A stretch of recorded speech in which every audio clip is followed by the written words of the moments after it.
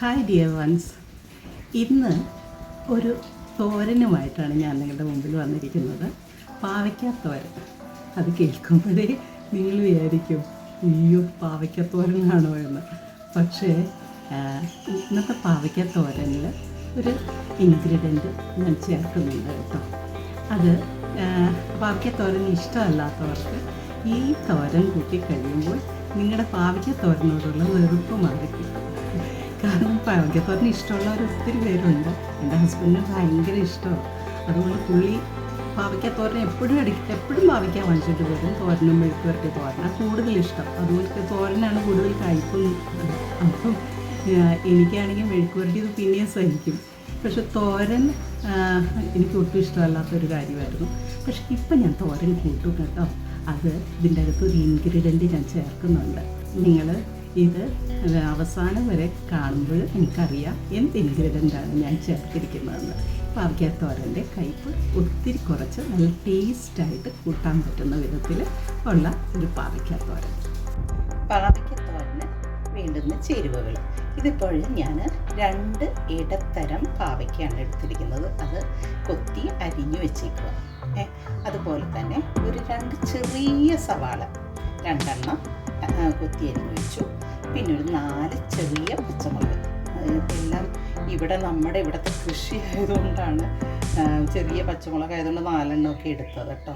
സവാള നമ്മുടെ കൃഷിയല്ല കേട്ടോ, സവാള വാങ്ങിച്ചതാണ്.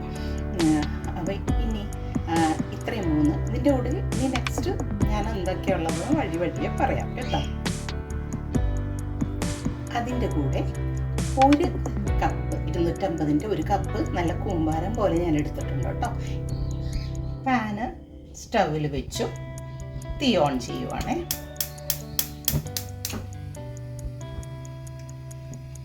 വെളിച്ചെണ്ണ ഒഴിക്കുവാണേ. ഒരു 1.5 ടീസ്പൂൺ. ഞാൻ വെളിച്ചെണ്ണയൊക്കെ കുറച്ചാണ് ഒഴിക്കുന്നത് തോരനൊക്കെ. നമ്മൾ കടുക് ഇടുവാണ് കേട്ടോ. ഒരു 1/4 ടീസ്പൂൺ കടുക്.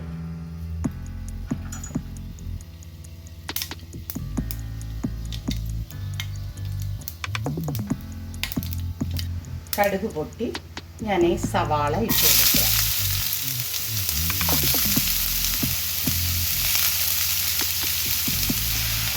സവാള അതിൻ്റെ കൂടെ ഞാൻ ആ 4 പച്ചമുളകും ഇട്ടു. ചെറുതായിട്ടൊന്ന് പഴുത്തിച്ചെടുക്കുവാണേ. ഇച്ചിരി കറിവേപ്പില ഇട്ടിട്ടുണ്ട്. എന്നിട്ടൊന്ന് ചെറുതായിട്ട് ഒന്ന് വാടിയാൽ മതി. പെട്ടെന്ന് വാടാൻ വേണ്ടി ഞാനൊരു 2 നുള്ള് ഉപ്പിട്ടിട്ടുണ്ട്.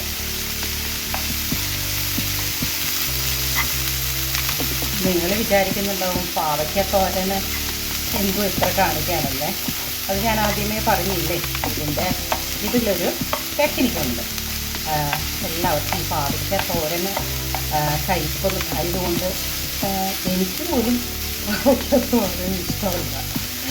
പക്ഷേ എൻ്റെ ഹസ്ബൻഡിന് പാവയ്ക്കാത്തോരൻ എന്ന് പറഞ്ഞാൽ ഭയങ്കര ഇഷ്ടം. പുള്ളി സാമ്പാറിൽ പോലും പാവയ്ക്ക എടുത്തിട്ടാൽ ഞാൻ കണ്ടില്ലേ അരിഞ്ഞ് കളയേ.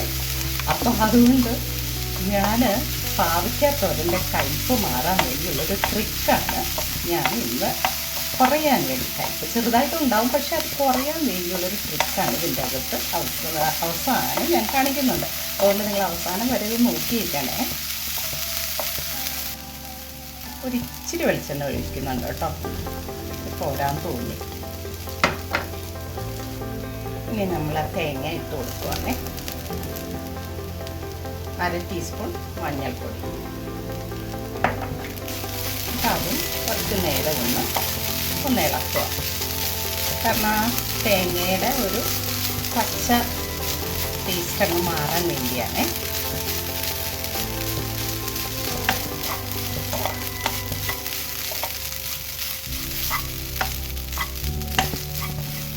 ഒരു 2-3 മിനിറ്റ് 2 മിനിറ്റൊക്കെ മതി. ഒന്ന് ഇളക്കിയാൽ മതി. ആ ഒരു പച്ച ടേസ്റ്റ് മാറാൻ വേണ്ടിയാണ് കേട്ടോ. 2 മിനിറ്റ് മതി. ഇനി ഞാൻ ആ പാവയ്ക്ക് ഇട്ട് കൊടുക്കുവാണേ. ആവശ്യമായ ഉപ്പ്, അതിന് വേണ്ടിയുള്ള ഉപ്പ് ഒരു 1/2 ടീസ്പൂണ് വേണ്ട. പിന്നെ ആവശ്യമുണ്ടെങ്കിൽ നമുക്ക് പിന്നെ വിട്ട് കൊടുക്കാമേ. എന്നിട്ട് ഇതെല്ലാം കൂടി കൂട്ടി യോജിപ്പിച്ച് തട്ടിപ്പൊത്തി അങ്ങ് വെക്കണം. ചെറിയ തീയിൽ വേവിക്കാം. നേരിയ തീയിലായിരിക്കണം വേവിക്കേണ്ടത്. ഇച്ചിരി കറിവേപ്പിലയും കൂടി ഇടണം കേട്ടോ.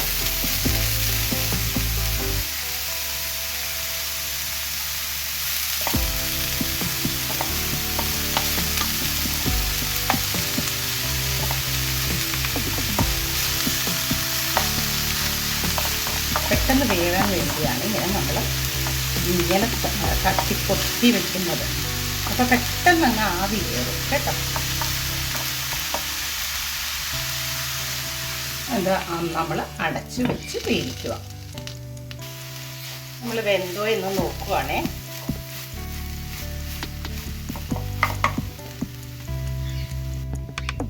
ഇച്ചിരി കൂടി വേവാനുണ്ട്, അതുകൊണ്ട് ഞാൻ പിന്നെയും തട്ടിപ്പൊത്തി വെക്കുവാണേ.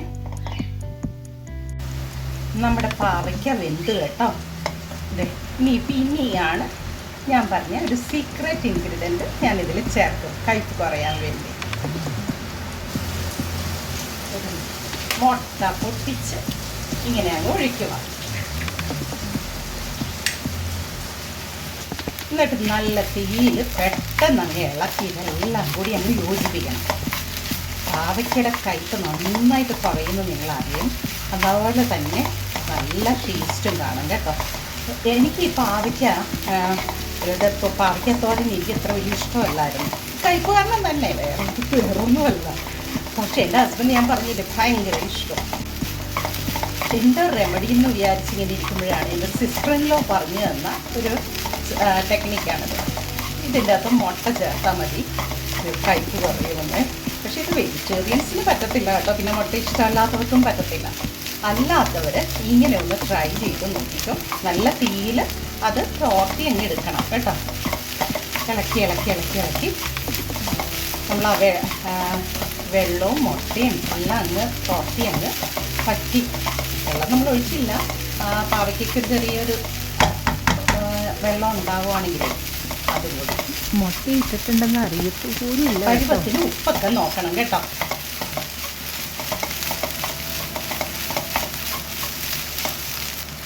അപ്പോൾ ഞാൻ തിന്ന് നോക്കിയേ, കയ്പ്പൊക്കെ നന്നായിട്ട് കുറഞ്ഞിട്ടുണ്ട്.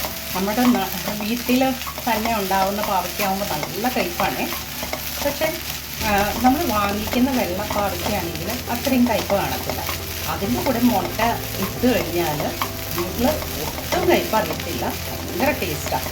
ഇത് പക്ഷേ ഇവിടെ ഉണ്ടായതായതുകൊണ്ട് ഒരു ചെറിയ കയ്പ്പുണ്ട്, പക്ഷെ എന്നാലും നല്ല ടേസ്റ്റുണ്ട് കേട്ടോ. ഇതുപോലെ നിങ്ങൾ ഉണ്ടാക്കി നോക്കണേ. അപ്പോൾ നമ്മുടെ പാവയ്ക്കത്തോരൻ റെഡിയായി. ഈ ടെക്നിക്ക് അറിയാത്തവർ പരീക്ഷിച്ച് നോക്കണം കേട്ടോ. അപ്പം നമ്മുടെ പാവയ്ക്കത്തോരൻ കൂട്ടാൻ വേണ്ടി റെഡിയായിട്ടുണ്ട്. നിങ്ങളെല്ലാവരും ഇതൊന്ന് ട്രൈ ചെയ്ത് നോക്കിയിട്ട് കമൻറ്റ് ചെയ്യണേ. സോ ഇനി നെക്സ്റ്റ് വിഭവമായിട്ട് നമുക്ക് കാണാം. ലവ്ലി നസ്ർ.